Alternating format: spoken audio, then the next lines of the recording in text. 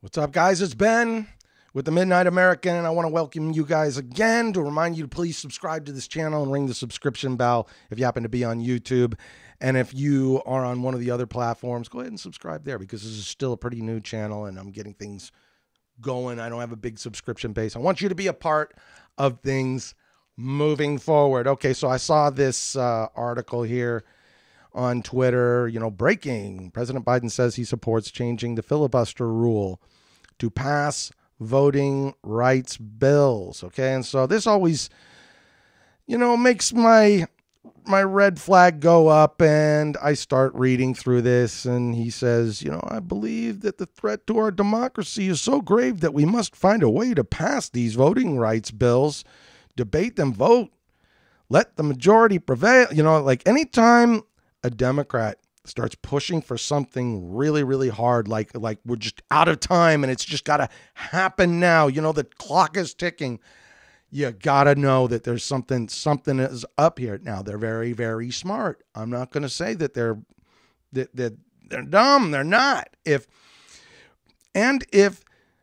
that bare minimum is blocked, we have no option but to change the Senate rules, including get rid of the filibuster for this. And I'll bet he's saying that because the Democrats never think that they're going to lose office. Or anytime they come into office, they think we've got it this time. Republicans are finished. Conservatism, you can do it, Ben. Conservatives are done. And they never really think much into the future beyond that. And here, state legislatures can pass anti-voting laws in simple majorities. He said, if you can do that, then the United States Senate should be able to check voting rights by simple majority, blah, blah, blah. I'm making it clear. To protect our democracy, I support changing Senate rules. Here's the thing. It's supposed to move slow, okay? The whole point of this filibustering is to keep things clunky and not able to move fast. I mean, it's not like executive orders where you just can throw them all in there and stuff. These things are supposed to move slowly. And the problem is that the Democrats, during this whole first year, they push things through very, very fast. Again, with the executive orders and all of that, all these leftist policies wreck the country just so quickly. And, just the foolishness and the actions that they took and the exaggerations and the flat out lies that they told the public became too obvious. They extended themselves too far, and the outlandishness of the propaganda just got so crazy, just went wild that they even lost support from moderate Democrats. I mean, they were like, damn. I mean, we wanted Orange Man out of there, but we had no idea what was in store. I mean, the supply chain issues and the shutdowns and the mandates and all this I thought we were going to shut down the virus and not the business. That little promise went right out the window. And then, of course, like, nothing government can do now that we're in here.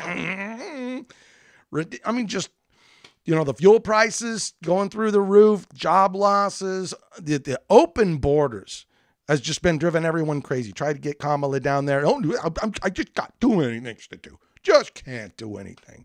And that's just, everybody knew that was BS. And we just sit there and listen to the propaganda as the illegals poured across the border, as crime ran rampant in our cities, not necessarily because of them, but I mean just the craziness that was left to just happen. The debacle in Afghanistan. I could go on and on, but it's important that everyone understand that if you listen to anyone who reports overseas on what is going on over here in America, we are a joke. We are a laughing stock on the world stage right now. And they wonder, what the hell are these Americans thinking? I guess they're just ready to just bend over and let it all be taken from them. Like they don't get it. Because they, and I mean, Americans are, we're very spoiled. And this administration knows how to work that. They know how to work the whole racism thing and the whole climate change thing and all of that. No, never dealing with any real issues, any real problems. All they want to do is just hold on to their power. That's all this administration wants to do. So they're going to do the one thing that they know will keep them in power and keep the votes coming in. And that's that they need to appeal to those who have actually benefited from the mess that they have created. And that's what? Illegal aliens that came rolling across the border, millions of them. Okay. And many of the criminals. And of course, all the people that are on the government dime will always vote Democrat from now until the end of the time. It won't matter. Till boots on the back of their neck, they'll vote Democrat and defend Democrat. And so their only chance that they see winning anything in Senate seats or anything in the House in 22 elections is this what do you call it? The Freedom to Vote Act. The Freedom to Vote Act that I was talking about. And you might wonder, well, what's up with the Freedom to Vote Act? Don't we have a freedom to vote already? Yes, we do. Okay, that's not the point. That is not the point. They're going to bury it in this whole soup of different things. Let's go on over here and let's just take a look at this Freedom to Vote Act. And you have all of this, early voting. Okay, well, so they have, the National Landscape 2021 legislative session notice and cure. I mean, there's some of these things like making it a holiday, on voting day, and allowing people who have been let out of prison a chance to finally vote and all of that. But this, which is the voting restoration part of this, but this is really the part right here that this whole thing is about. Okay. And I'm going to out it right now.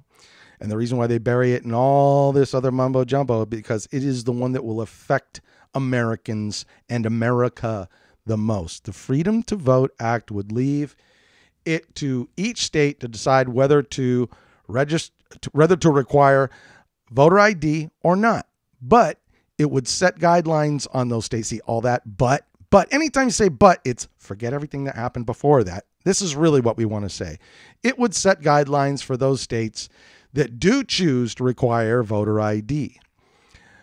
The bill would require that states with voter ID requirements, they just keep the wordage going because we got to get to the good part, accept a whole wide range of documents, including non-photo documents, such as utility bills, okay? And also voters without ID with a witness, just someone that can say that this is who the person is. And pretty much you just keep going with this. And what it's basically saying is they won't need a voter ID. If you can show up with a Walmart receipt, you can vote. That's the point. Okay, that's the point of this whole thing. And that's why they want this to pass so badly. And anytime you see Democrats that are in a hurry to just push this through, get it done, you gotta get scared. You gotta pay attention. So they're gonna have that. They're gonna have no voter ID. Plus, they're gonna have all the mail-in ballot functions in place that work so well for them in 2020. They're not gonna let go of that. Okay, that was supposed to be a temporary thing for the COVID thing, but nope.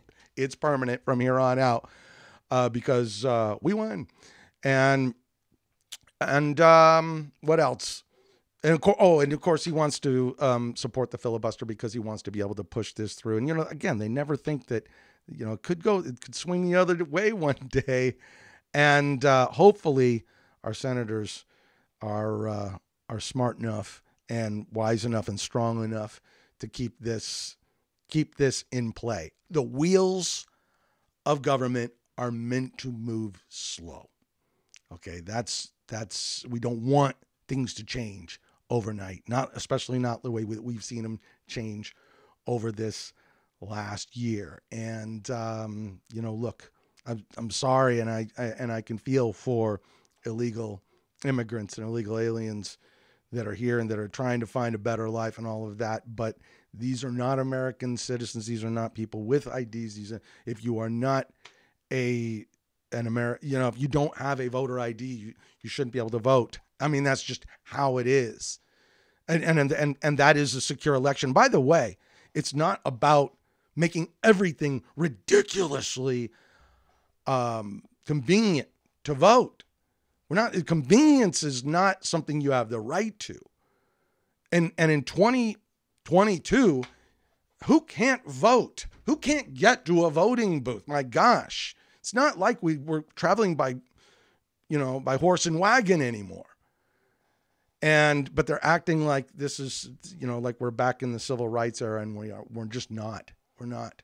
And so if you do give people, anyone who's in this country, the ability to vote in our elections, that is an overthrow of our democracy. And we have to fight it, and we have to keep talking about it. We have to keep it in the public awareness and in the public consciousness as we move on here. So that's it, guys. Wanted to share that with you. Thank you so much for being here. Follow me on Facebook, and I do have a Patreon if you want to help support this channel, and also Subscribe Star, which I may just go to Subscribe Star. It just kind of depends on how things work out. Sign in at midnightamerican.com, become a member of the Night Crew, and stay in touch with me as we continue to put more videos out. I'm going to keep putting them out as much as I possibly can. Thanks for being here with me, guys. And until next time, know yourself better than you know anyone else.